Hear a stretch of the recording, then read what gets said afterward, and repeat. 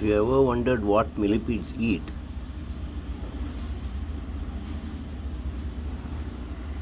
they eat dead leaves, decomposing leaves.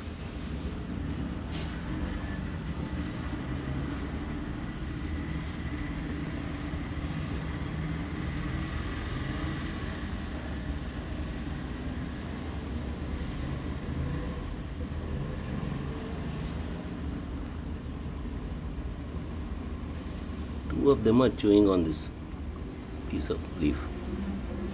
Soft decomposed leaf is what they like.